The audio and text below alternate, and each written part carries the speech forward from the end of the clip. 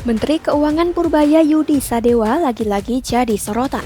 Dari dana APBD yang disebutnya mengendap di bank hingga ratusan triliun, dugaan jual beli jabatan di Bekasi, sampai laporan pegawai Bea Cukai nongkrong di kafe pakai seragam, Purbaya tak segan angkat suara.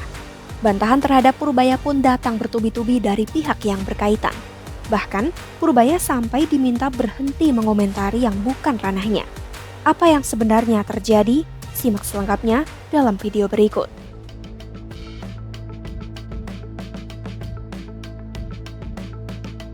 Purbaya terlibat debat dengan beberapa pihak karena sejumlah pernyataannya. Salah satunya dengan Gubernur Jawa Barat Deddy Mulyadi.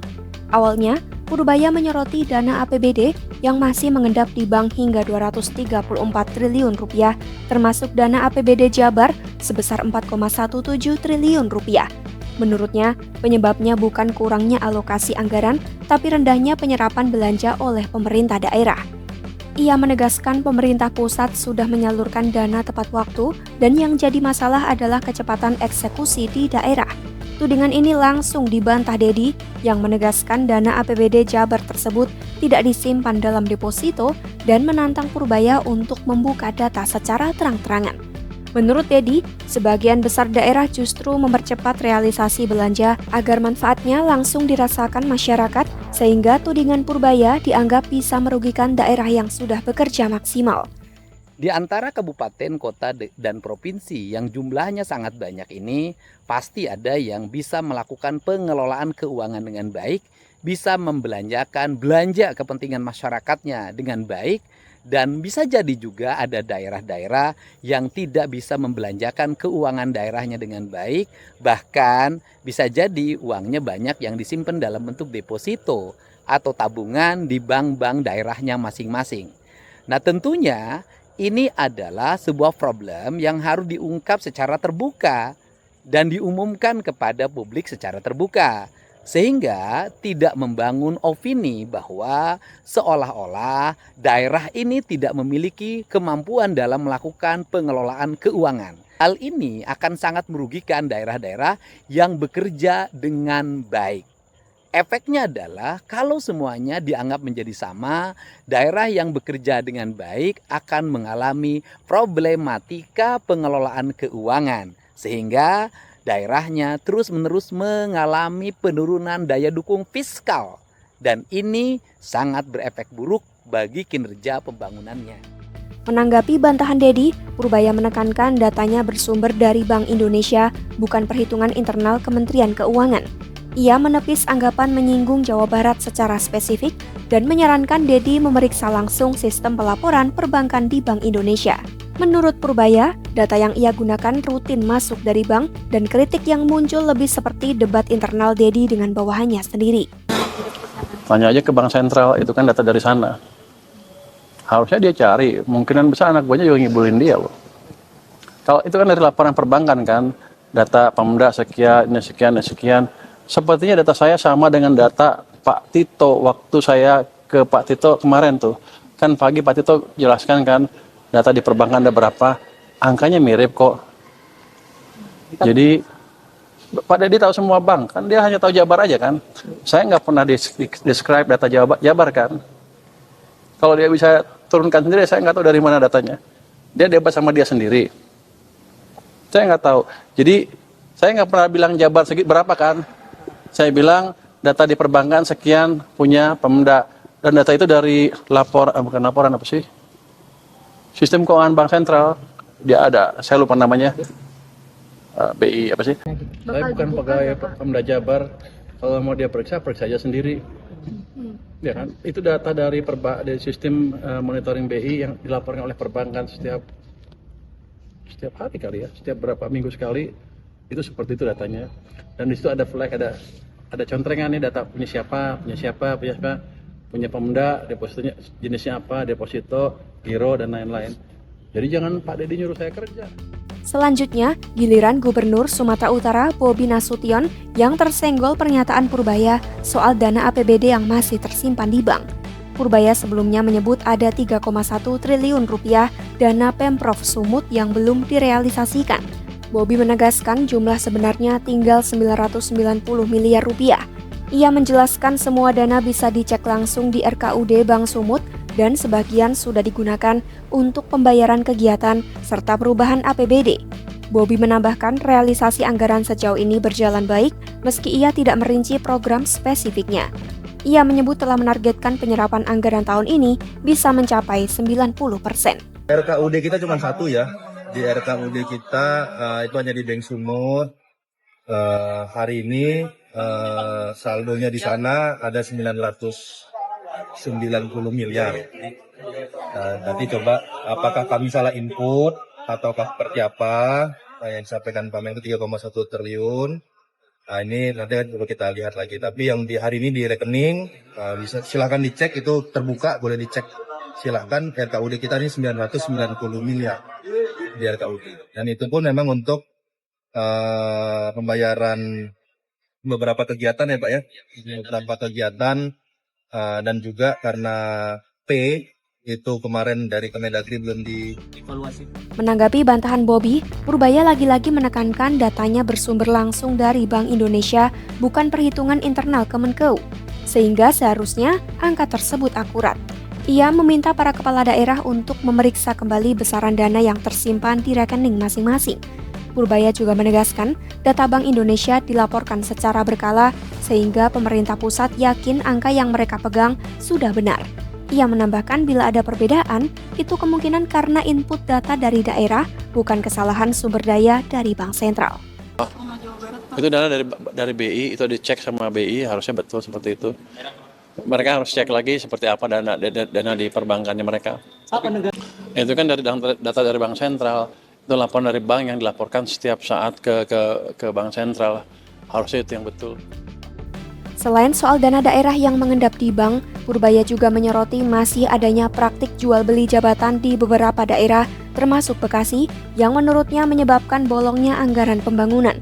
Pernyataan ini didasarkan pada laporan KPK selama 3 tahun terakhir yang mencatat sejumlah kasus seperti suap audit BPK di Sorong, proyek fiktif BUMD di Sumatera Selatan, hingga dugaan jual beli jabatan di Bekasi. Purbaya menyebut reformasi tata kelola pemerintahan daerah sejauh ini belum selesai dan praktik semacam ini masih terjadi di beberapa wilayah. Banyak kasus di daerah, dari suap audit BPK di Sorong dan Meranti, jual beli jabatan di Bekasi, sampai proyek fiktif BUMD di Sumatera Selatan. Artinya reformasi tata kelola ini belum selesai. Menanggapi pernyataan tersebut, Wali Kota Bekasi Tri Adianto langsung membantah tudingan Purbaya. Ia menegaskan seleksi pegawai di Pemkot Bekasi dilakukan secara terbuka dan transparan. Open bidding jabatan direksi BUMD menurutnya juga sudah dijalankan dengan jelas dan proses asesmen untuk perputaran eselon 2 turut melibatkan Mabes Polri. Tri menekankan masyarakat bisa menilai sendiri proses ini dan Pemkot Bekasi tetap berkomitmen menindak setiap penyelewengan atau pungutan liar. Seperti halnya Gubernur Jabar Deddy Mulyadi, Kepala Badan Keuangan Daerah Bangka Belitung M. Haris juga membantah klaim Purbaya bahwa provinsinya memiliki dana mengendap sebesar 2,1 triliun rupiah. Menurut Haris, jumlah dana di bank paling tinggi hanya 200 miliar rupiah yang merupakan dana pendapatan bulanan. Haris mengatakan data Kemenkeu memang bersumber dari Bank Indonesia sehingga Pemprov Bangka Belitung akan mengonfirmasi langsung ke BI untuk memastikan kebenarannya. Dengan nada bercanda, Haris menambahkan jika memang benar ada dana sebesar itu, tentu pemerintah daerah akan sangat senang. Ia juga menegaskan pembangunan daerah tetap mengandalkan pendapatan asli daerah yang menjadi kewenangan provinsi seperti pajak kendaraan bermotor, bea balik nama, bahan bakar, air permukaan, dan pajak rokok. Purbaya belakangan juga terlibat perbedaan pendapat dengan Ketua Dewan Ekonomi Nasional Luhut Binsar Panjaitan terkait proyek Family Office. Luhut menyarankan pemerintah mengucurkan saldo anggaran lebih SAL sebesar 50 triliun rupiah setiap tahun ke investasi dana Anagata Nusantara INA yang dinilai berpotensi menjadi mesin pertumbuhan ekonomi nasional bersama BPI dan Antara. Namun Purbaya menolak menaruh dana begitu saja dan mensyaratkan agar SAL diserahkan ke sektor real yang produktif bukan hanya dibelikan obligasi. Purbaya juga mengkritik BPI dan Antara yang terlalu mengandalkan instrumen obligasi dan menekankan bahwa INA dan Danantara sebagai sovereign wealth fund seharusnya bisa menyerap investasi asing dan menyalurkannya ke sektor yang lebih produktif. Usai debat tersebut, keduanya sempat terlihat tidak saling sapa dalam sidang Kabinet Paripurna di Istana Negara, Jakarta Senin 20 Oktober 2025. Meski begitu, Purbaya menegaskan hubungannya dengan Luhut tetap baik-baik saja. Ia menjelaskan jarak duduk yang terpaut beberapa kursi menjadi alasan mereka tidak bertegur sapa dan menuturkan tidak ada masalah yang terjadi di antara keduanya. Panjang berapa kursi? Tapi baik, saya bukan dia, nggak ada masalah. Selanjutnya muncul laporan soal perilaku pegawai Direktorat Jenderal Bea dan Cukai DJBC yang diduga berkumpul dan nongkrong di sebuah kafe memakai seragam dinas. Laporan itu masuk ke layanan aduan lapor Pak Purbaya via WhatsApp, layanan yang baru diluncurkan pada 15 Oktober 2025. Dari pengaduan disebutkan sekelompok pegawai DJBC duduk berjam-jam di sebuah kafe, berbicara keras dan membahas hal-hal yang diduga terkait bisnis aset sehingga mengganggu pengunjung lain. Mendapat laporan tersebut, Purbaya merasa geram. Ia menegaskan akan memecat atau mempersulit hidup pegawai DJBC maupun Direktorat Jenderal Pajak DJP jika masih kedapatan melakukan hal serupa. Purbaya mengatakan timnya akan menindaklanjuti laporan karena setiap pelapor diminta menyertakan identitas dan alamat tempat kejadian sehingga klaim itu bisa ditelusuri. Ia juga meminta masyarakat aktif melapor bila menemukan kelakuan pegawai yang menyimpang dari tugas sebagai ASN. Saya baru tahu, walaupun kita udah menggebrak-gebrak, masih ini di bawah seperti ini, artinya mereka nggak peduli. Dianggapnya saya main-main. Bilang, hari Senin ke depan, kalau ada yang ketemu begini lagi, gua akan pecat. Walaupun katanya mecat pegawai negeri susah, saya akan pecat. Saya persulit hidupnya. Masa nongkrong di Starbucks berpakai seragam, gak kira-kira loh. Kalau mau itu yang sopan-sopan dikit lah, paling nggak kelihatan. Ya. Setelah serangkaian saling lempar komentar antara Purbaya dengan pejabat tinggi, Ketua Komisi 11 DPR RI Muhammad Misbahun meminta Purbaya untuk berhenti mengomentari kementerian lain. Menurut Misbahun, Purbaya sebaiknya fokus pada rancangan besar perekonomian untuk mendukung kebijakan Presiden Prabowo Subianto. Purbaya pun menanggapi santai permintaan Misbahun tersebut. Ia menyatakan dirinya tidak ingin mengomentari kinerja kementerian lain karena hal tersebut bukan urusannya dan menegaskan fokusnya adalah memastikan anggaran di bawah tanggung jawabnya terserap dengan baik. Saya nggak komentarin kementerian yang lain, sebodoh amat. Tapi gini, saya berkepentingan anggaran saya terserap. Kalau nggak serap, saya ambil uangnya. Itu aja. Saya nggak komentarin kerja mereka. Purbaya menjadi pusat perhatian dengan berbagai pernyataan dan tindakannya.